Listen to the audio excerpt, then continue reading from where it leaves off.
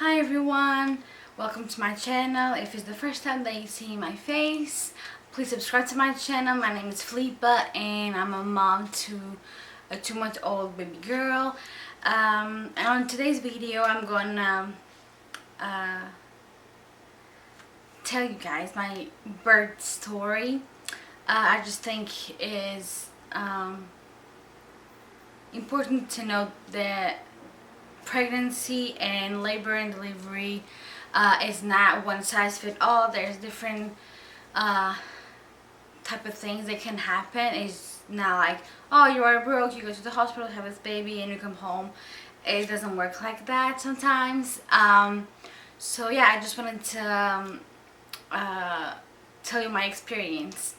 So I was 40 weeks and 1 day, and I had an appointment with my OB, and she did a membrane sweep, and she said you 4 centimeters dilated, and you did all on your own, and after with this you probably will have her tonight. I'll be on call, so I'm pretty sure I will see you tonight, but if not, I will book you for next Friday so we can book your induction.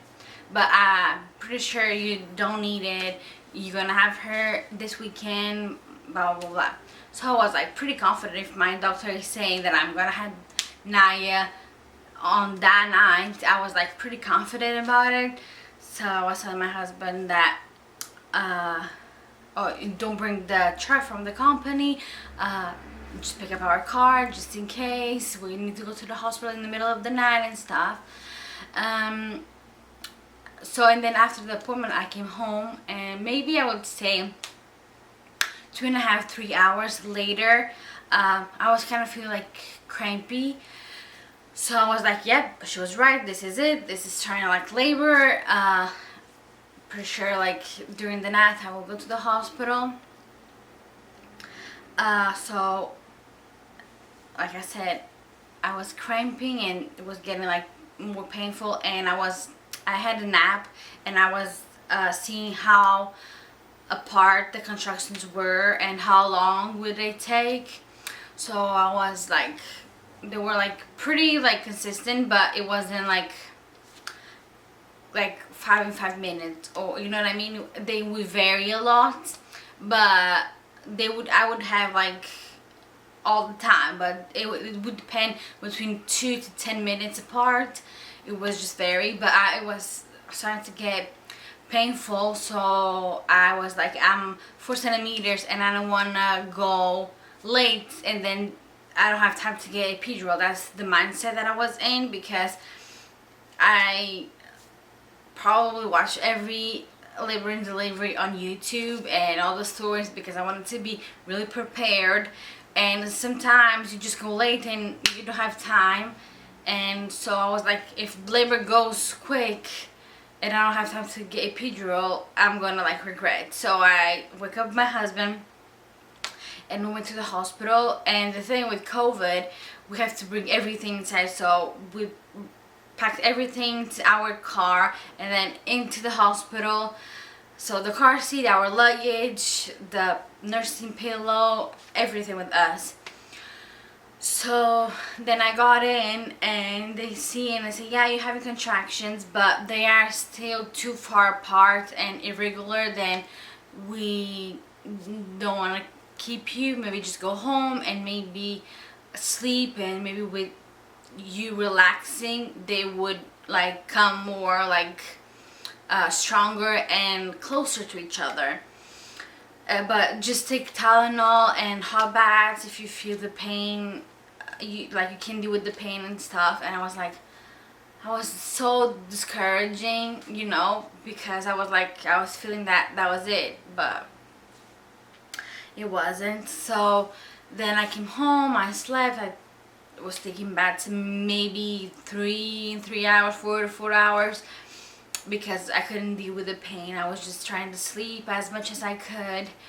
And then the Saturday that was it. I was like they're not regular enough. I'm not gonna try to go to the hospital because I already know they don't want that. So I just was in pain, but you know, whatever. Then I woke up on Sunday and they were more painful than they were on the night to Friday to Saturday. They were like super painful, but they were still like very so much. But because they were like so much painful, I was like, I'm pretty sure that I probably dilated more. So I just wanna go to the hospital and check this out. And again, pack everything to the car, bring everything to the hospital.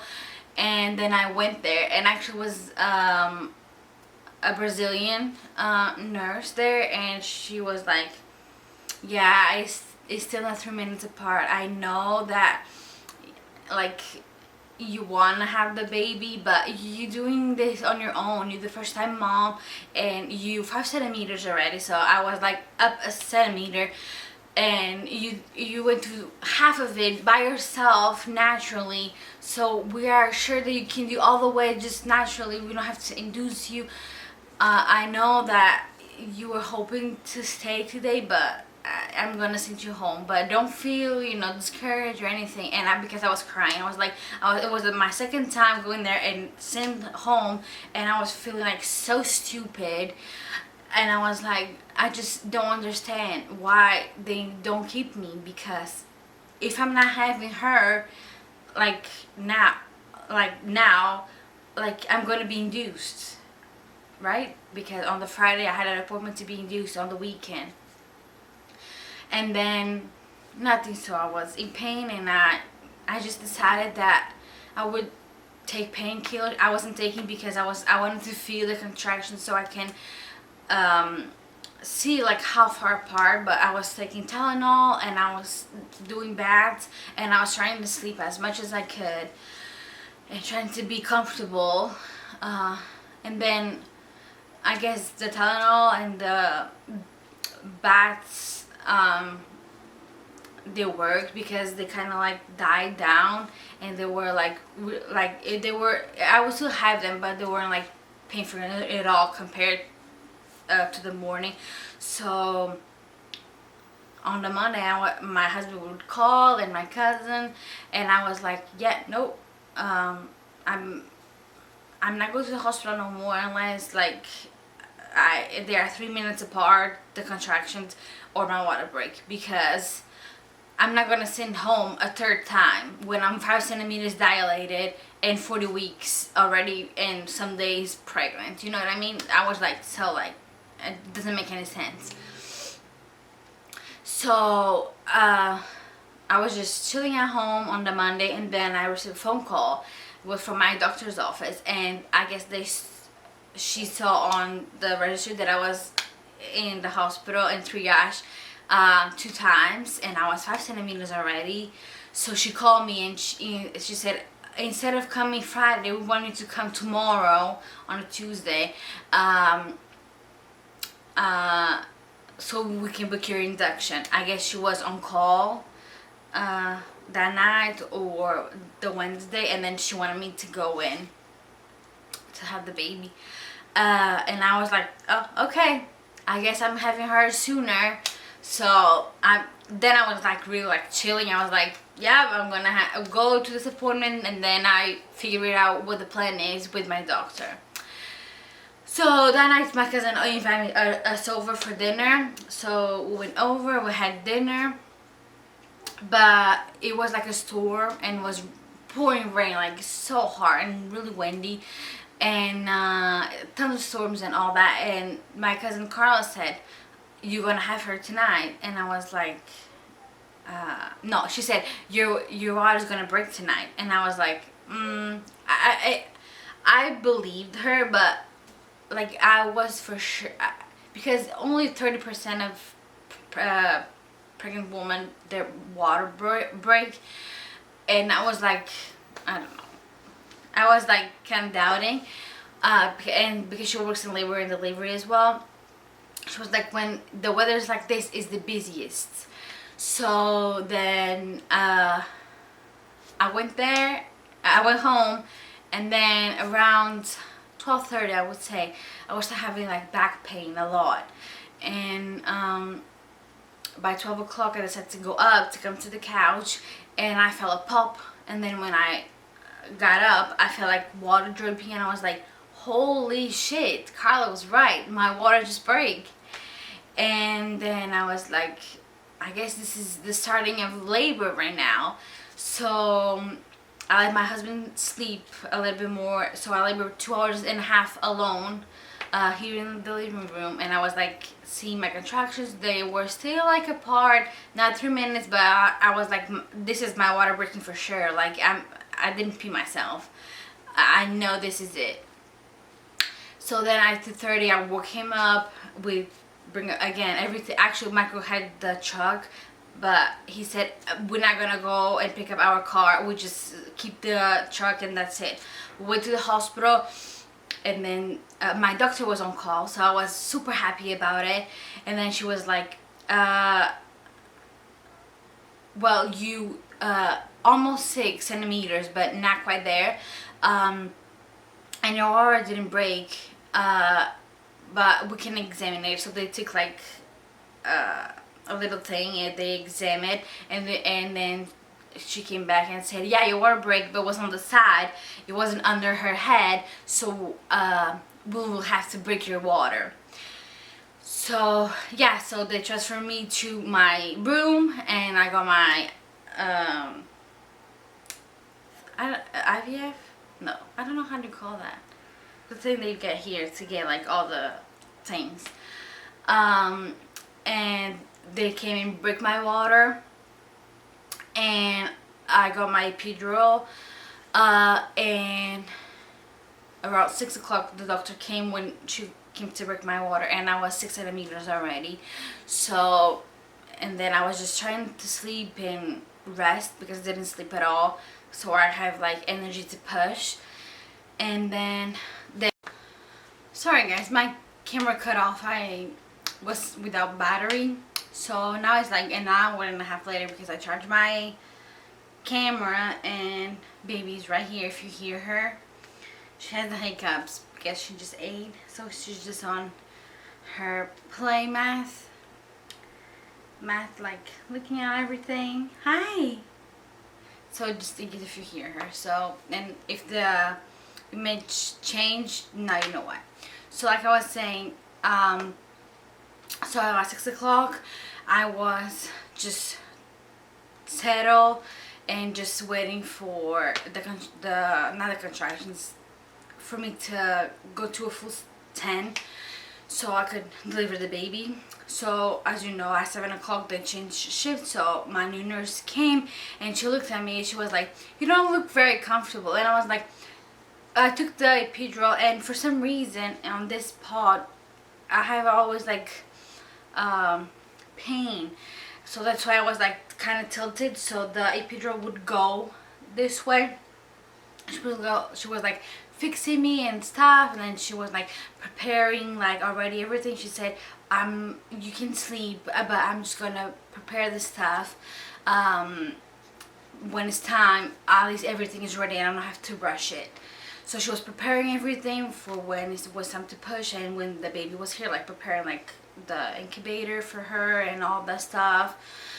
So yeah, so she, around 9 o'clock, she came to me and she said, again, you don't look comfortable, what is it? And I was like, still the same pain there, and I keep like pressing for more epidural, but it doesn't matter because it keeps going. And she was like, yeah, you can't push epidural like this because then when it's time to push, you won't feel it. And then I would know, but for some reason in this part right here, I still have like a strong pain.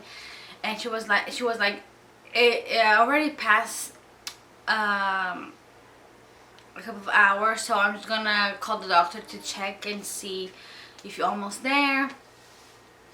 And then she called, and the nurse and the doctor came, and she was like, yep, you feel the impression because the baby is right here, you're 10 centimeters already, it's time to push.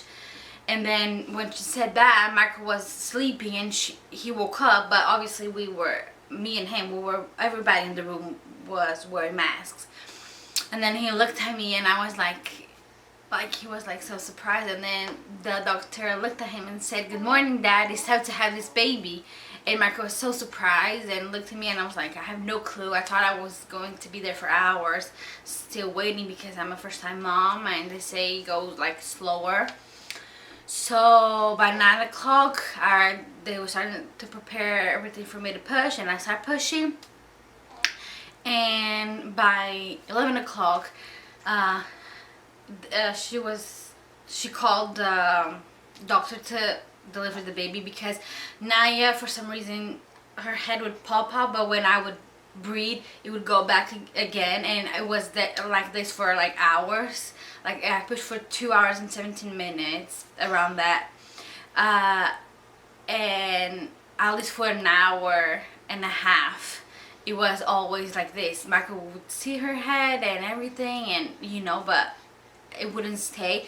So they called the doctor and they came and they tried to push, they tried to help me, and so I was pushing and he was like massaging my vagina to make space for her head to like pop out and stay.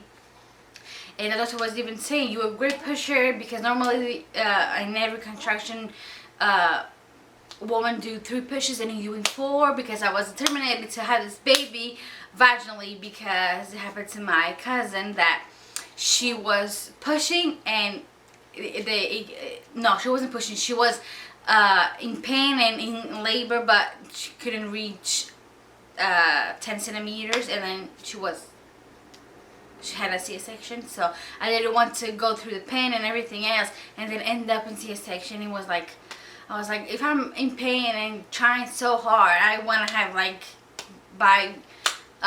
vaginally labor. So I was pushing so hard and it was so hot, and I asked for a fan because I was pushing for 2 hours and 17 minutes with a mask on too, so it wasn't easy at all. And then the doctor said we have to use the vacuum just a little bit, just for her to like come out. And I said yes, and then they used it for 20 seconds, the vacuum, and then she came off and they put it on my belly, and I was like, I thought for sure I would cry, and I would feel like overwhelmed with my emotions and I would cry, but I didn't cry. I was just like so relieved, and I was like, it's almost like when they pushed her out and I knew she was screaming and she was fine, and I was like, okay, now I'm myself again, everything is like fine, I was like so happy, but it was like a relief almost, like when I breathed, it was like, I don't even know, it was like a relief that she was here and she was healthy, she was fine. And I looked at Michael was crying and full of joy, and I was just like so happy. And then they just cleaned me up and cleaned her up, and then she went to my chest, and then they just left the room, and it was just me, the baby, and Marco. That's one of the things that I really wanted. It was that the 3 of us would have a moment to ourselves, because that's the beginning of our lives now, it's us 3.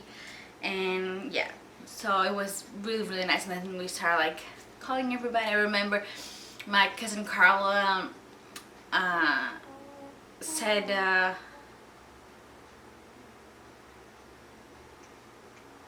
is she 7 centimeters or something, and Michael was like more like 3.4 kilos, because she was already born. She was born at 11:17 a.m. on June 23rd, 2020. Yeah, baby. Yes, you were. She's just smiling at me. And yeah, and then by 1 o'clock, I think, we were transferred to my room. And they tried for me to pee, but I couldn't. And then on the labor and delivery room, and then when I would move upstairs to the mommy and baby section, I couldn't pee too for some reason, and then they used the catheter to for me to pee and stuff, and yeah, and then just bring everything like pads and push the belly and all the stuff. But yeah, that was my story. Then I just don't want any mom to judge other moms or compare, because I did that mistake comparing, not with my birth, but comparing like breastfeeding and stuff like that with other moms. And not all babies are the same, not all mommies are the same. Your body recovers or do stuff differently than other females, and you know, like, you can't compare. Your body, your experience is gonna be different. Maybe you're gonna have some similarities along the way, but every birth is different in some aspects. So yeah, so just if you go to the hospital 1, 2, 3 times and they send you home, just don't feel stupid, because I was crying, feeling so stupid and embarrassed, but you know, it was because I was in pain, and they just wanted me to do everything by myself because they believed in me even before I did. So yeah, I did. Obviously I had epidural, which helped obviously with the pain, dealing with the pain and all that, but I got there, you know, like natural. I didn't, like, it was induced. So yeah, it's all worth it on the end of the day. Everything you go through, even though I didn't have anything like go wrong with labor. She was jaundiced, but that was it. She's a healthy baby, and you know, that's all we pray for healthy babies and healthy mamas on the end of the day. So yeah, thank you so much for watching. I'm probably gonna do a postpartum. I'm really passionate about it because postpartum is not easy at all. At least for me, labor pain is like excruciating, but postpartum is not easy at all. And postpartum is like labor is like a day or two, but postpartum is weeks of pain and bleeding and feeling uncomfortable, and your bones just hurt so much. So I'm gonna do a full video on it, on my experience on postpartum,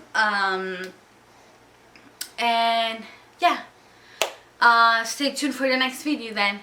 Bye. Thank you for watching.